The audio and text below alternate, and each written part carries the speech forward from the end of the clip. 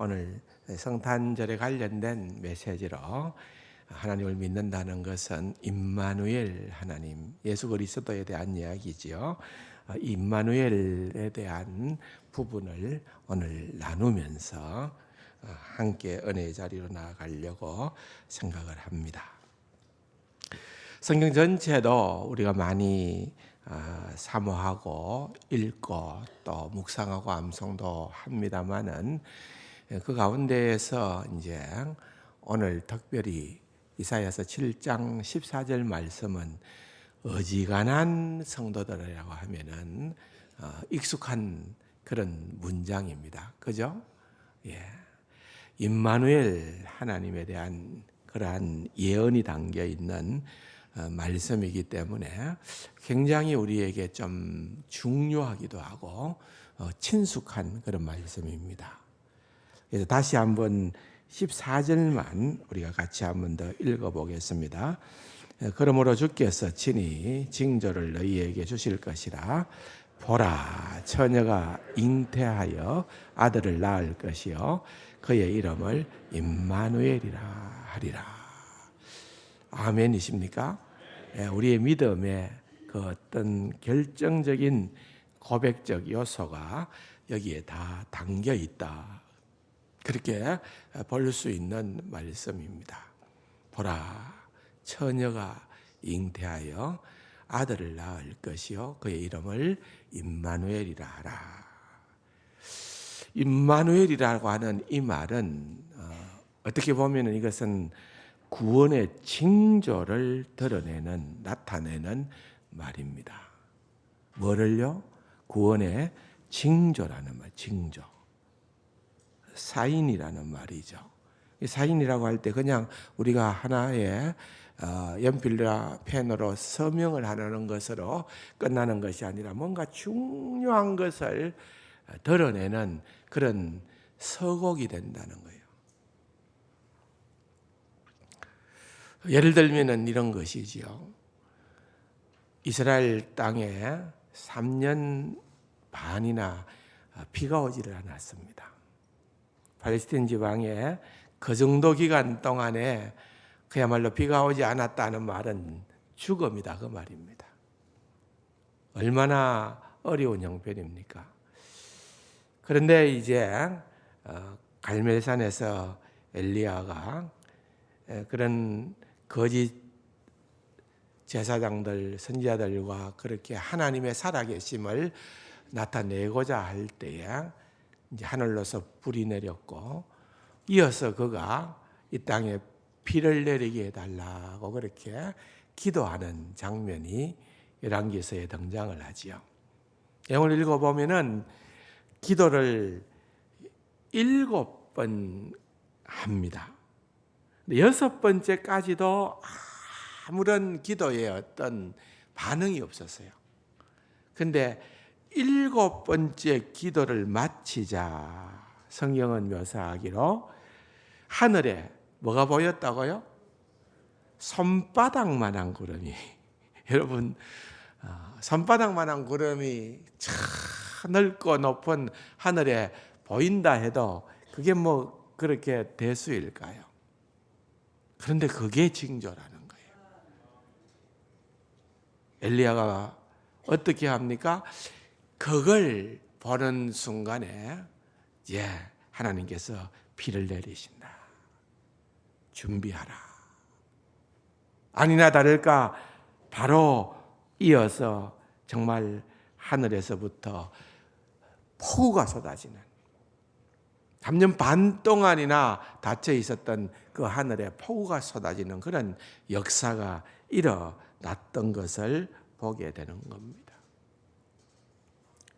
마찬가지로 이 임마누엘이라고 하는 것은 그야말로 구원의 징조라는 거예요. 여러분, 임마누엘의 뜻이 뭡니까? 하나님이 우리와 함께 하신다. 하나님이 우리와 함께 하신다. 그것은 그냥 서술형으로 보면은 그렇습니다. 그런데 두 가지 번역이 다 가능해요. 하나님이 우리와 함께 하신다는 것도 맞고 또 명사형으로 해서 우리와 함께 하신 하나님, 그렇게도 해도 아무런 번역상에는 문제가 없는 것입니다. 둘 다 가능한 번역입니다. 하나님께서 이 당시 사람들에게 왜 이 임마누엘이라고 하는 사건, 즉 아이가 태어날 건데 그 아이의 이름을 임마누엘이라 하라 한 것이 도대체 어떤 징조를 그들에게 드러내 보여주는 거냐는 것이죠.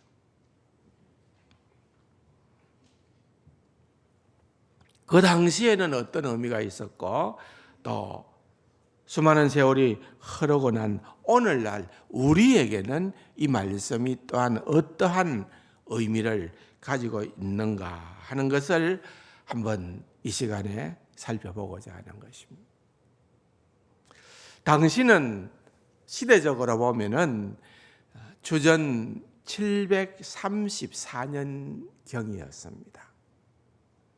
여러분, 북이스라엘, 남과 북이 나뉘어서 남은 유다고 북은 이스라엘인데 북이스라엘이 멸망한 때가 언제였을까요? 주전 721년이었습니다. 여러분 이거 굉장히 많이 외웠을 텐데 다 까먹었습니까?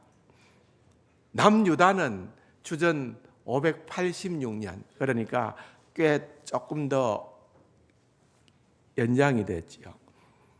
그러니까 지금은 주전 734년이라는 말은 예수님을 오신 그때로부터 역사가 BC와 AD로 나뉘잖아요. 그러니까 예수님 오시기 전 그 말이에요. 예수님 오시기 전 734년이라는 말은 721년에 이스라엘이 멸망한 걸 보면은 멸망하기 13년 전의 일입니다. 언제 일이라고요? 북이스라엘이 멸망하기 13년 전의 일이라는 거예요. 그런데 그 당시에 북의 이스라엘에는 왕이 베가라고 하는 왕이 있었습니다. 역사적으로 볼 때에 여러분 잠깐만 우리가 역사를 좀 생각을 하면은 북이스라엘은 대대로 거의 대부분 다 악한 왕들이 이어받았습니다. 많은 왕조가 여러 차례에 걸쳐서 바뀌었습니다. 그러나 남유다는 하나님께서 악한 왕도 있었고 선한 왕도 있었지만은 하나님과 다윗의 그 약속 때문에, 언약의 약속 때문에 다윗의 계보가 계속해서 이어져 가고 있었던 거죠. 그래서 지금 그때가 18대 왕입니다. 18대 아하스라고 하는 왕인데 이 아하스 왕조차도 역시 악한 왕입니다. 선한 왕으로 분류되는 왕이 아니라 하나님 보시기에 믿음이 전혀 없는 그런 악한 왕으로 분류되는 그 아하스가 남유다의 왕으로 있고 북이스라엘에는 베가라고 하는 그러한 왕이 있었을 때입니다. 조금 더 주변 환경을 보면은 바로 북쪽 우에는, 이스라엘 우에는 아람이라는 나라가 있었습니다. 제국이죠. 사실은 다윗 왕 때를 제외하고 보면은 그야말로 늘 이런 주변 강대국으로부터 북이스라엘과 남유다는 전전긍긍했습니다. 그래서 아람은 오늘날로 말하면 시리아 나라입니다. 그리고 또 남쪽으로 내려가 보면은 오랫동안 이스라엘 백성들을 괴롭혔던 애굽, 이집트가 있습니다. 여전히 이집트가 큰 나라로 있습니다. 그뿐이 아닙니다. 북동쪽으로 조금 더 올라가면은 거기에는 아수르라고 하는 나라. 이 아수르라는 나라는 아시리아죠. 아시리아는 제국입니다. 그런 큰 나라가 또 위협을 하고 있었습니다. 아수르는 오늘날의 이라크죠. 이라크. 지역적으로 보면은. 그런데 그 아시리아 다음에 또 제국은 페르시아였죠. 성경에 보면은 바사라고 나오는 페르시아였죠. 그 페르시아는 오늘날로 말하면은 이란입니다. 이란. 그런 어떤 주변에 우리가 주변에 러시아, 중국, 일본, 미국 이런 초강대국으로부터 이렇게 둘러싸여 있듯이 남북 이스라엘과 유다는 그런 주변의 강대국으로부터 아주 위협을 받고 있었습니다. 그러다 보니까 늘 잔머리를 써야 됩니다. 예를 들면 지금 이제 아수르가 큰 힘을 가지고 침공을 할 듯 하니까 북이스라엘은 아수르를 대항하기 위하여서 아람과 동맹을 맺습니다. 그러면서 남유다에게 요구하기로 우리와 같이 연합군을 형성해서 아수르를 대항해서 싸우자 그러는 거예요. 그런데 남유다는 아무리 봐도 북이스라엘과 아람보다는 아수르가 더 강대국인 것 같아요. 그러니까 우리는 너희들하고 결을 달리한다. 너희들은 반아수르 정책을 한다면은 우리는 친아수르 정책을 하겠다. 그래서 아수르와 동맹을 맺는 거죠. 그러니까 아람과 북이스라엘은 그래? 그럼 우리가 유다를 그냥 둘 수가 없지. 그래서 동맹군이 연합군이 남유다를 1차 침공을 합니다. 그야말로 쑥대밭을 만듭니다. 기록을 보면은 12만 명이 죽고 20만 명이 포로로 잡혀갑니다. 그러면서도 겨우 돈을 주고서야 비로소 물러나게끔 합니다. 그게 다가 아니에요. 그게 다가 아니고 또 보니까 아수르에게 기대는 그런 기색이 보이니까 다시 2차 침공을 계획하고 있었습니다. 바로 그런 때가 지금 이때였습니다.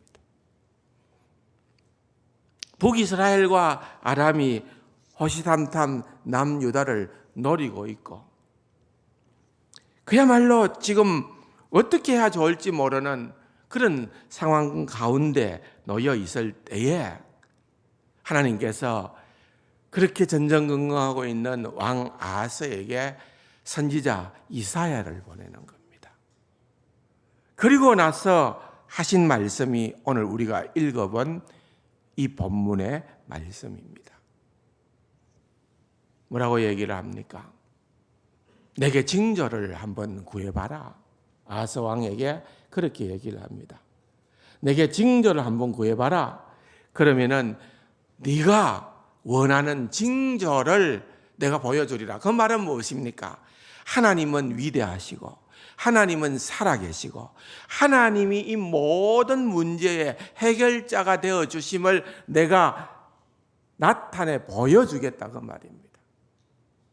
기도원은 징조를 구했습니다. 그리고 그 징조를 확인하면서 하나님을 더욱더 신뢰하는 믿음을 가졌잖아요. 그런데 오늘 우리가 읽어본 본문에 보면은 그렇게 징조를 구해라 그러니까 12절에 뭐라고 얘기를 합니까? 아하스가 이르되 나는 구하지 아니하겠나이다.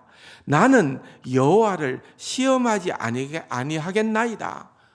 여러분 얼핏 보면은 이 문장을 통해서 볼 때 아하스가 진짜 믿음이 좋은갑다.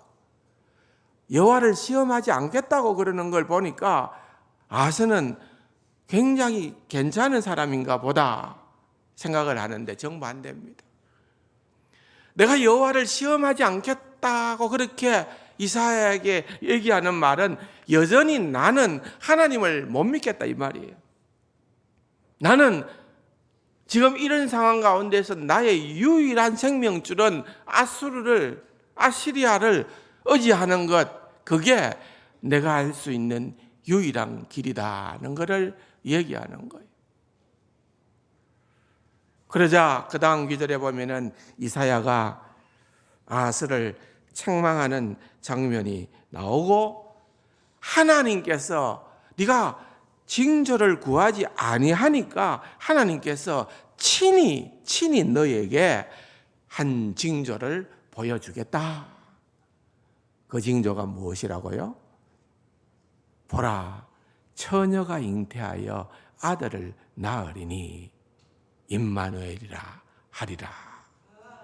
이게 하나님께서 그런 상황 가운데에서 보여주신 그러한 징조였다는 겁니다. 하나님이 구원하신다 그 말입니다. 하나님이 함께 하신다 그 말입니다. 하나님을 믿어라. 하나님을 믿어라.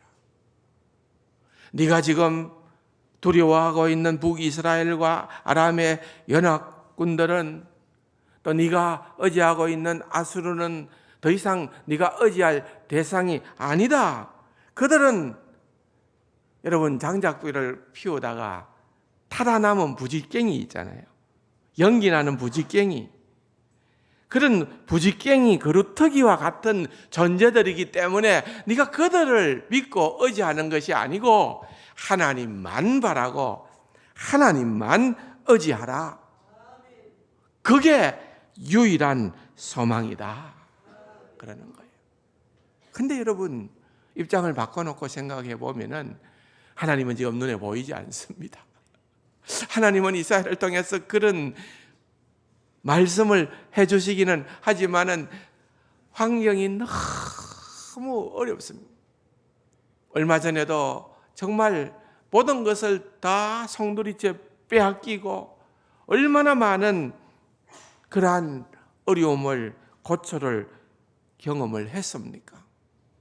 닥쳐올 2차 침공이 그냥 두렵기만 한데 하나님은 걱정하지 마라, 걱정하지 마라. 아람도 걱정하지 말고 이스라엘도 걱정하지 말고, 걔네들은 솔직히 말하자면 연기 나는 부직갱이와 같은 그런 존재들이니까 아수르도 의지하지 마라. 오직 나만 의지하라. 그런데 여러분 이게 입술로는 아멘 할 수가 있는데 실제 우리가 이러한 문제를 만나면은, 이러한 어려운 상황에 빠지게 되어지면은 결코 그렇게 믿음으로 고백하고 그렇게 하나님을 믿는다는 것이 쉬운 일은 아니에요. 그럼에도 불구하고 여러분 오늘 이 말씀을 통해서 우리가 분명히 붙들어야 되는 진리는, 여러분 하나님을 믿으시기 바랍니다. 하나님을 믿으세요. 아무리 생각해도 우리 눈에는 묘수가 보이지 않습니다. 저는 바둑을 잘 못 둡니다. 우리 정장로님 바둑의 고수신데, 고수가 되면은요 하수들이 못 보는 길이 보입니다. 그죠? 그래서 하수들은 다 죽었다 그러는데 고수는 묘수로 가지고 다 풀어나가잖아요. 그런데 여러분 고수 중에 절정 고수가 하나님이심을 믿으시기 바랍니다. 하수의 눈에는 안 보입니다. 그 길이 안 보여요. 근데 길이 없는 것일까요? 우리가 못 보는 것이라는 거죠. 우리가 못 보는 거예요. 다음 주일날 제가 내년도 주제 설교를 준비를 했는데 시편 119편 18절의 말씀이거든요. 내 눈을 열어서 하나님의 법에 놀라운 것들을 보게 하소서. 아이고. 하나님의 놀라운 것들을 볼 수 있도록 하나님 좀 내 눈을 열어 주시옵소서. 참 우리가 직면한 삶이 녹록지가 않잖아요. 근데 어렵다, 힘들다, 못 살겠다, 죽겠다 하면은 계속 그렇게 되는 거예요.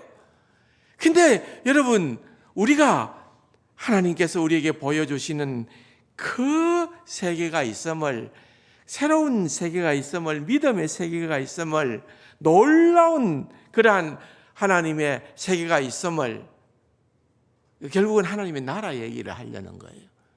근데 그것이 있음을 볼 수 있다. 와, 흥분이 돼요. 내년은 우리 성도님들이 그런 걸 좀 볼 수 있는 한 해가 되기를 소망합니다. 그래서 제가 그런 주제를 기도하면서 정하고 말씀을 성구 영신 예배까지 제가 설교를 준비를 다 해놨습니다. 지금 쉽지 않거든요. 제가 박싱데이라 그럽니다. 막 계속 설교하고 나면 돌아서면 설교해야 돼요. 돌아서면 설교해야 돼요. 그러나 여러분, 혹시 몰라서 열심히 준비해놨습니다. 일단 사실은 그 다음 주일 설교까지도 해놨습니다. 근데 너무 준비를 해보니까 재미가 있어가지고, 재미가 있어서 내 눈을 열어, 예? 하나님의 법에 놀라운 기이한 일을 보게 하소서. 이 세계를 여러분들과 나눌 것을 생각을 하니까 짜사랑인 것 같지만 저만 자꾸 좋은 거예요. 준비해놓고 또 정리해놓고 또 컴퓨터에 저장해놓고 또 준비해놓고 저장해놓고 또 준비해놓고 저장해놓으니까 여러분 너무 좋은 거 있죠. 기대하십니까? 기대하세요. 오늘 본문에도 마찬가지입니다. 결국은 이 세계가 있는 걸 우리가 너무 모르니까 자꾸 인간적인 줄을 붙드는 거예요. 그게 아니라 여러분, 믿음이라는 것은 딴 게 아니에요. 하나님만 붙들으라는 거예요. 하나님만 보자는 거예요. 나는 하나님 시험하지 않겠습니다. 나는 징조를 구하지 않겠습니다. 그 말은 나는 하나님 믿지 않겠습니다. 나는 친아수르파입니다. 그렇게 이야기를 하는 거예요. 결코 그것은 신앙이 좋은 행동이 아니라는 것을 저와 여러분은 알아야 될 겁니다.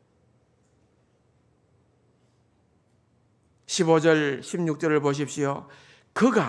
이거는 태어난 아이예요. 아이가 태어나서 악을 버리고 선을 택할 줄 알 때가 되면, 여러분, 보통 아이가 태어나서 선과 악을 구분할 줄 아는 나이가 어느 정도 나이라고 봅니까? 예? 일반적으로는 10대예요. 10대. 근데 이 말은요, 13년, 13살을 얘기해요. 왜? 아이가 태어나서, 이게 지금 주전 734년이잖아요. 721년에 나라가 멸망하잖아요. 그래서 오늘 본문을 보면은, 계속해서 보면은, 택한 줄을 알 때가 되면 엉긴 적과 꿀을 먹을 것이라. 대저 이 아이가 악을 버리고 선을 택할 줄 알기 전에 네가 미워하는 두 왕의 땅이 황폐하게 되리라. 여기 네가 미워하는 두 왕, 그 누구냐 하면은 북이스라엘의 왕, 또 연합한 아람 왕, 이 두 왕입니다. 이 두 왕이 지금 위협하고 2차 침공을 하고 그렇게 지금 공격을 하려고 하지만은 앞으로 13년 후가 되면은 그 두 왕의 땅이 황폐하리라는 말은 두 왕은 이미 멸망하고 없다는 거예요. 사실 말씀 그대로 여러분 주전 721년이 되면은 이 왕들은 없어요. 이미 벌써 베가라는 왕은 죽고 마지막 왕은 호세아로 넘어갔습니다. 북이스라엘 마지막 왕은 호세아였잖아요. 넘어가 버리고 그렇게 되어져 버렸다는 거예요. 그렇게 하면서 여기에 보라, 처녀가 잉태하여 아들을 낳으리니. 우리가 과학적인 상식을 가지고 보면은 처녀가 어떻게 아들을 낳습니까? 남자와 여자가 결합해서 아들을 낳는다고 우리는 그것이 지극히 과학적이라고, 성경은 비과학적이라고 생각하기 쉽습니다. 물론 그럴 수도 있겠지요. 그러나 하나님이 하신다는 거예요. 하나님이 하신다. 여러분, 굉장히 놀라운 사실은요, 여기 처녀라는 히브리 단어는 알마라고 하는 단어를 사용을 하는데, 이 히브리어로 된 구약 성경이 제일 먼저 헬라말로 번역된 것을 가리켜서 70인역이라 그럽니다. 여러분, 70인역 들어봤죠? 이집트 알렉산드리아에서 성경학자들 72명, 정확하게는 72명인데 그냥 70인역이라 그래요. 70인이 성경을 번역을 했다. 각기 방에 들어가서 번역을 했는데 나중에 끄집어내 보니까 72명이 번역한 성경이 다 똑같더라는 그런 설이 있습니다. 그건 설입니다. 잘은 모르지만은. 근데 어쨌든 제일 초기 성경 번역본입니다. 주전 한 2세기경에 있었던 그러한 번역본인데, 그것은 구약 히브리어로 된 구약 성경을 헬라말로 옮겨놓은 거예요. 그런데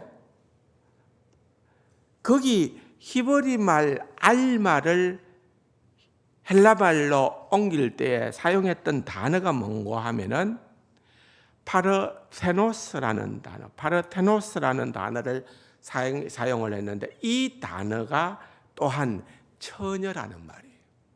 원래 알마라고 하는 말의 뜻은 처녀라는 뜻도 있지만 또 다른 의미는 젊은 여자라고 하는 뜻도 있습니다.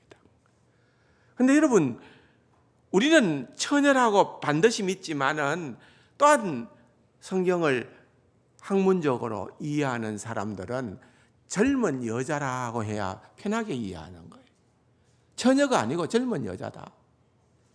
그런데 여러분, 우리는 이것을 처녀라고 믿고요. 또 왜 그것을 처녀라고 믿을 수밖에 없는고 하면은, 성경은 우리는 성령님의 영감으로, 인스피레이션이라 그러죠. 성령님의 영감으로 기록된 책이라고 우리는 믿습니다. 여러분 믿습니까?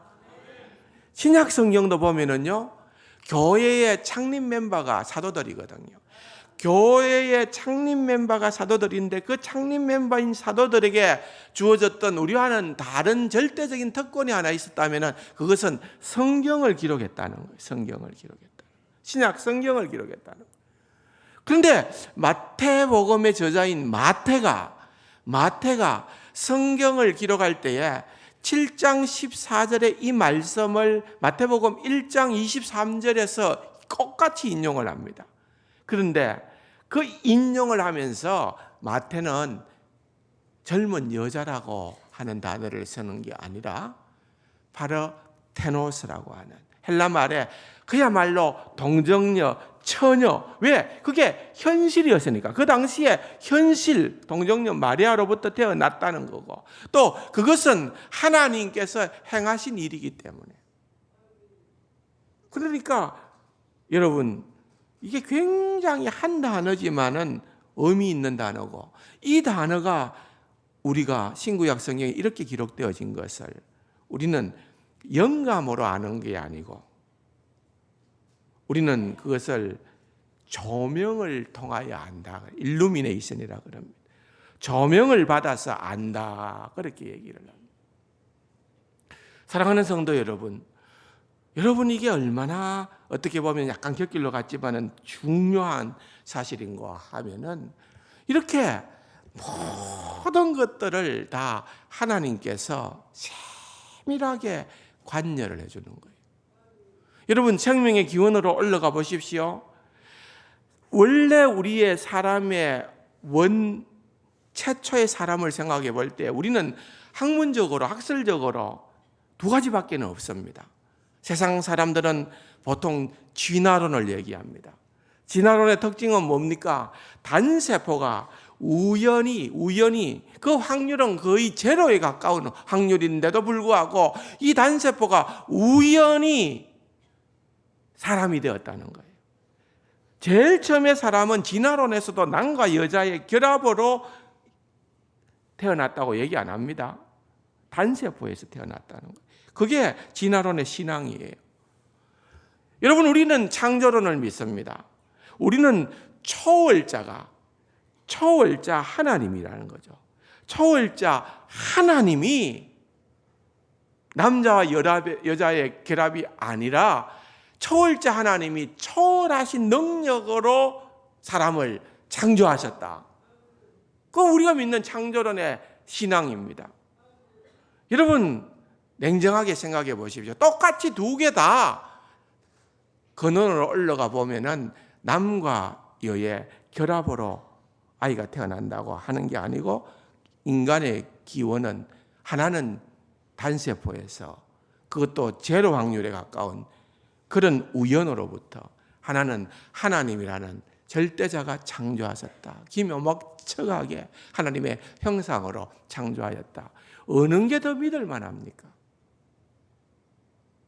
여러분, 창조론이 훨씬 더 과학적입니다. 비과학적이라고 얘기하는 사람들도 있지만은 들어가서 숙고해 보면은 여러분, 창조론이 얼마나 더 과학적인지 모릅니다. 그렇기 때문에 여러분, 우리는 지금 우리가 갖고 있는 그런 어떤 세상 학문과 지식을 가지고, 과학을 가지고 이건 엉터리야, 이렇게 성경을 재단해서는 결단코 안 된다, 그 말입니다. 여러분, 다시 성경으로 돌아와서 보겠습니다. 오늘 이 본문을 통하여서 보면은 모든 것이 정확하신 분입니다. 여러분, 7장 21절로 한번 가보십시오. 그날에는 사람이 한 어린 암소와 두 양을 기르리니 그것들이 내는 젖이 많으므로 엉킨 젖을 먹을 것이라. 그 땅 가운데에 남아있는 자는 엉긴 젖과 꿀을 먹으리라. 여기 엉긴 젖과 꿀을 먹는데 이건 무슨 말인가 하면은, 하나님께서 어떠한 환경 가운데에서도 그래도 생명을 보존하시고, 왜? 하나님께서 그렇게 언약하셨기 때문에. 그래서 그 앞에 보면은 뭐라고 표현하는 거 있어요? 남아있는 자는, 그랬습니다. 남아있는 자. 성경은 남아있는 자에 대한 신학을 우리에게 말하고 있어요. 남아있는 자. 근데 놀라운 사실은요, 7장 3절에 가보면은 이런 표현이 나옵니다. 그때 여호와께서 이사야에게 이르시되 너와 네 아들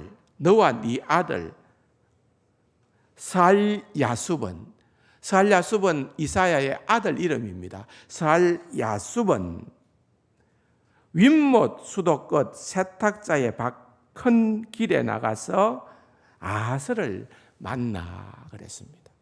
그러니까 10절부터 얘기하고 있는 이사야의 예언을 이사야 혼자 아스를 만난 게 아니라 3절을 보면은 이사야가 그의 아들을 데리고 갔다는 거예요. 그의 아들이 여기에 보니까 스알야숲이라고 했는데, 놀라우게로 스알야숲이라고 하는 이 말은 그 이름의 뜻이 남은 자가 돌아오리라, 그 말이에요. 참 놀랍죠. 스알야숲, 하나님께서 이사야에게 아들을 낳았는데 그 이름을 스알야숲이라 지으라 했을 거 아니에요. 그래서 스알야숲이라고 지었는데, 그때는 그게 처음에는 뭔 말인지도 몰랐는데, 이제 때가 돼서 이렇게 아스에게 와서 이 하나님의 예언의 말씀을 전거하다 보니까 결국은 남은 자가 돌아오는, 남은 자를 보존하는, 남은 자에게 함께 하시는 임마누엘의 하나님에 대한 예언을 이사야뿐만 아니라 그의 아들까지도, 그의 아들의 이름을 통해서라도 온 가족이 다 듣고 알게 되는 그러한 은혜가 그들에게 있었다, 그 말입니다. 여러분, 임마누엘이 구원의 사인이 징조가 되는 이유가 뭘까요? 그것은요, 어떠한 상황 가운데에서도 하나님은 자기 백성을 결단코 잊지 않으신다. 포기하지 않으신다. 버리지 아니하신다. 지금 상황이 더 악화되고 나쁘다 하더라도 하나님은 다윗과 약속하신 그 약속을 근거로 해서 아무리 아스가 잘못하고 아무리 남유다가 잘못했다 하더라도 나는 내 백성과 함께 하겠다 라는 구원의 사인이 징조가 된 것입니다.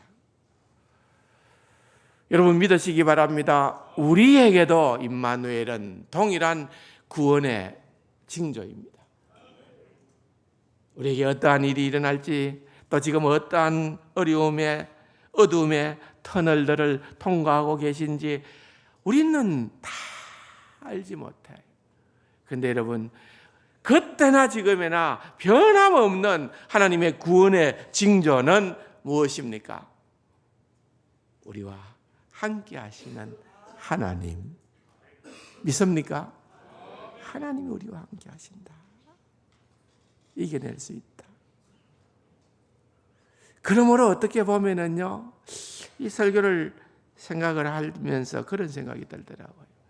우리에게 주어지는 고난 자체가 임마누엘 하나님을 체험하는 그러한 서곡이다.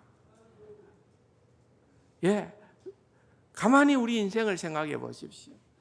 어려움이 있을 때, 고난이 있을 때, 제가 저 중에 아주 특별한 곳에 특별한 분을 만나기 위한 진짜 인생을 살면서 가장 상상하지 못했던 어려움에 직면한 그러한 분을 찾아가서 신방을 한 적이 있어요. 찾아갈 때는 되게 무거웠어요. 어떻게 버티고 있을까? 제가 올 때에는요, 굉장히 밝았어요. 가벼웠어요. 임마누엘의 하나님, 어떠한 형편과 어떠한 상황 가운데에서도 임마누엘의 하나님이 함께 하시더라고요. 여러분, 이게 믿음입니다. 이게 믿음. 아스는 이 믿음이 없었어요. 이 믿음이 없으니까 하나님께 징조를 구하지 않았고 하나님을 시험하지 않겠다고 그런 말도 안 되는 그런 얘기를 하는 거예요.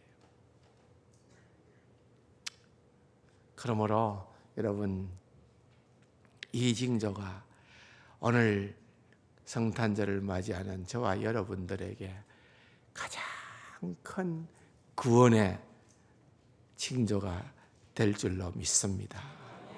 그래서 오늘도 이 일만 생각하면 그저 고맙고 그저 감사하고 그저 기뻐하는 그러한 사랑하는 우리 세상 가족들이 다 될 수 있기를 주님의 이름으로 간절히 축원합니다.